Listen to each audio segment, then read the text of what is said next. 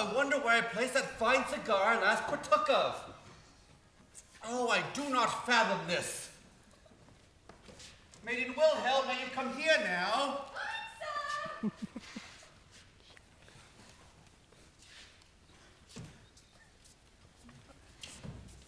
I do not understand why I am the only one who seems to have visions around here. Now I know how she must have felt before her rest. I remember you always liked your tea precisely at 2 p.m. sharp. It's best to serve your master by remembering details. Mum would always teach me. God rest her soul.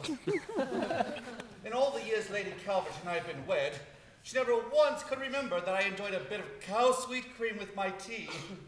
Sometime a nip of grandfather's scotch after a terrible hunt. Oh, I remember when we would go.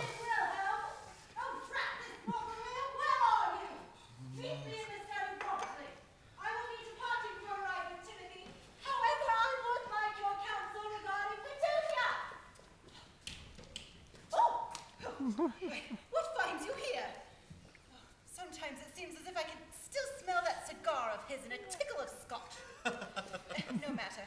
It is Petunia I would like to discuss. You and Lord Calvert seem to converse freely about that old nag. You're the nag! Timothy seems to think there is no hope of recovery and that it's best if Petunia be put down. She isn't of any use anymore and it will save a bit of work for him. Well, Lady Calvert, you recall that she was his favorite. Of course. I'm sure you are right in your decisions. An end to the fine steed's misery would be best, as Timothy says. Petunia can join the Lord in the hereafter, and they can ride off together. Put the nag down and let us be off, Timothy. Oh, she was a grand steed, and I shall never forget the Lord's smile upon receiving his present, though why she was christened Petunia I shall never comprehend. We can still partake a bit of this afternoon yet.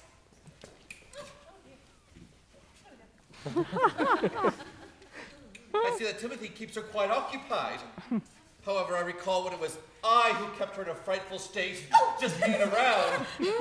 Someone like a highly bred mare when a handsome stallion was brought in. Oh, sir! I was her stallion, she my mare. Oh, this is highly irregular. However, it is a bit peculiar that I am the only one who seems to notice your presence. Why is that, I suppose? Oh, I guess I should have shown her more attention. What, Lady Calvert? Gads, no! Petunia! The only nag around here has been Lady Calvert for many a year. Oh. See that Timothy keeps her quite occupied since he was hired. All that canoodling going on after she and I would return from our customary afternoon rides. Oh, how I am tired of existing in this smoking jacket. No, she was always like that, you know. Suddenly I was not youthful enough and engaging enough, and well, she ceased to be intriguing to me as well. But you, on the other hand. Oh, sir! Sir! Sir!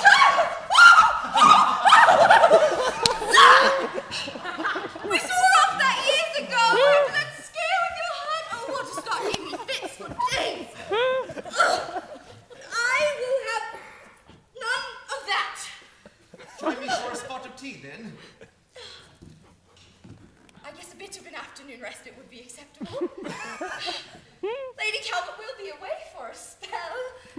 Oh, you did know, sir, how she and How she and Timothy? Well, yes, but I was Oh, how I used to love to stroke her. I remember how I would smooth her forelock down and tickle her whiskers. Oh, Petunia, of course. Now, what were you about to say, maiden? You seemed very intent on showing a bit more feeling than I. Oh, in this dang smoking jacket. Oh, I'm tired of existing with it, and especially when I'm not really able to smoke anymore. Now, what was it you were about to disclose? That I have held an extreme fondness for you. And it's time I tell you how I really feel. It does seem your fondness is obvious, sir. Petunia's just your departed steed. But I am here, in the flesh. I adore you, madly. There's no flesh but mine for you to love. You are mad. Talking to a phantom, I knew it. Your mother. God rest her soul. Went mad after grandfather. All alone, talking to his ghost. She did adore him so, much as I did Lord Calvert in our younger years, back when I gave him Petunia for his birthday. Oh, but that bears an odd odor I know too well. Everything he ever desired, yet I was never enough. So you have feelings for Lord Calvert, hmm? Is that what has been going on behind my back all of these years? How cliche this is turning out to be. The delicate maid and the debonair gentleman, why I shudder to think. And I cannot even call after you, the nerve of you two. I am glad that Timothy put that nag out of my misery. Yes. Yes, I loved him. You never cared for him the way that I did. Well, I love him still. I was simply his wife. It was not my job to care for him as you. And I am starting to contemplate if I even require your services anymore now that your lord is no longer among us. Oh, but wait. He is still very near to you. Is that right, maiden? Does it disturb you to be visited by his spirit, or is it a perverse bit of comfort? Of course you did, my love. And how dare you move so openly before I'm hardly even cold in the grave? Shocking and appalling. How dare you? I remember when you loved me true. Not so true now, you tramp. Stop! What are you shouting at her? I do admit that I find comfort in your presence. However, it is a bit awkward and appears mad, I am certain.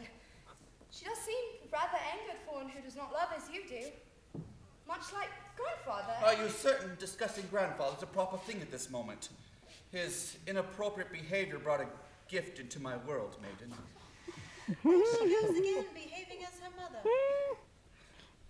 God rest her soul. Mad! Took her to the asylum for a bit of a rest cure. Is that right, maiden? Well, maybe I should go take the cure, rest and languish in the arms of a younger man. There's one now out in the stables who treats me with, well, passions! Of which I have only longed. Like star-crossed lovers, we have sneaked around manure-filled stables waiting. How fortunate that Petunia threw her right rear shoe just before her final leap. But how dare I be so bold, so mad with passions? A woman of my young age should not have been saddled with an older gentleman, though Lord Calvert did not seem so horrid at first, but he wrinkled so rapidly. Now possibly the lady will comprehend my debauchery as she became like a prune. Sir, what did you say? Oh, no matter. You were talking of anger, that he was angry with me.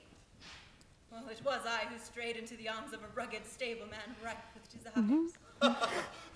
That was not all that seemed right with his countenance, odoriferous truth is told. Grandfather was right. Caution towards the employee, lest they become your fiancé. Maiden, I am speaking to you. Oh, yes, milady, he is angry with you. Is that why you became so disinterested? Maybe it was you who drove him into my naive young arms so full of laundry. Long ago, you would not have been excused by your title, nor I branded with a scarlet letter. Much like Grandfather Calvert, but whose blame do I claim as mine? Huh. It's funny. He's been gone barely 1 month, and yet his coat still smells of cigars. Oh, gads, I intensely dislike the way those would stench up the manor. But now that he has departed this world, I find I truly miss his scent, and not just the cigars. And may I inquire as to why you keep mentioning grandfather? The kind, saintly man who took in your poor mother, sheltered her, gave her employment, even before she was with child, and still yet no husband. Never a more kind-hearted soul.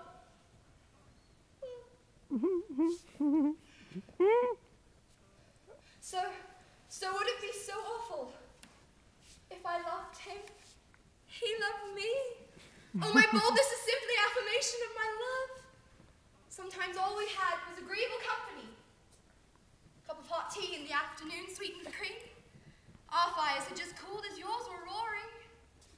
He and I would sit and talk of Petunia and hunts and wild game. I remember when your mother, God rest her soul, was pining away for grandfather, or going mad for her one true love, your dear father. I used to seem so certain of my assessment of her mental stability, but now I am not so confident. I presume we shared love of a man, though perhaps you and Timothy have more in common. Now I understand why you seem to disappear every day when the clock strikes 1:30. Do you miss him horribly, much as I miss my grandfather? I remember when grandfather would visit me in my sleep after he had passed, though after everything that had happened, I dare not tell a soul. And to think, I had not missed Lord Calvert a tad until we began speaking. Oh, cats, how dreadful! You probably love that mare more than I in the end. Oh, certainly you, dear. I would simply adore a cup of cooled tea. Do you think Lord Calvert would mind? Is he still in our presence? From different places within my life, I loved you both.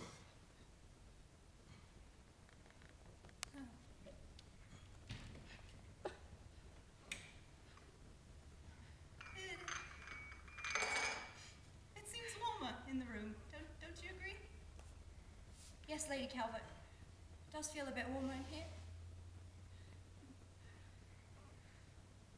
God rest his soul.